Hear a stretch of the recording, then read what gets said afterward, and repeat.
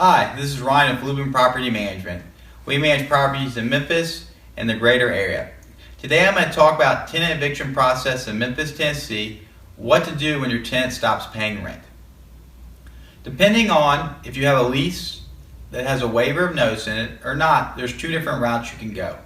Let's start with the first route. In all of our leases we have a section that says waiver of notice. What that means is that after the tenant is past due on the rent, we are not obligated to give them notice. We can then start the eviction process. So for example, our rent is due on the 1st of the month and we give the residents till the 5th of the month to pay the rent. If they don't pay the rent by the 5th, we then start the eviction process. So let me now walk you through what that entails. On a normal eviction, what will happen on the 7th of the month, we will then in turn start the process by sending the paperwork to an attorney. The attorney then will file the paperwork with the courts, and what we do is we turn it over to a private process server. So within about 3 days after we start the process with the attorney, the process server is going to try to go and serve the resident.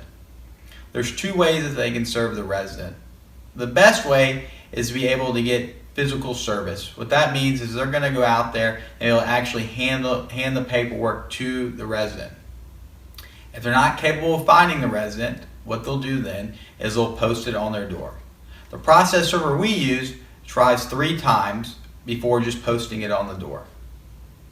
The next process is 6 to 7 days after that date, it will end up in court, depending on the weekend. Once they go to court, as long as the judge rules in favor, they will then in turn let you 10 days later what's called file for a writ of possession. Once you file the writ of possession, it can be up to 2 or 3 days after that you can go then and actually put their stuff out on the street. Typically, if this process moves quickly, within 30 or 45 days, you can have your resident out. In the case of a resident that you do not have a lease on, the process can take an additional 30 to 45 days. The reason being is that then you do have to give the resident notice that they are past due on the rent. So you have to physically go out there and post something on their door saying that they have not paid their rent. If you have any further questions, please feel free to reach out to me. This is Ryan with Lubin Property Management.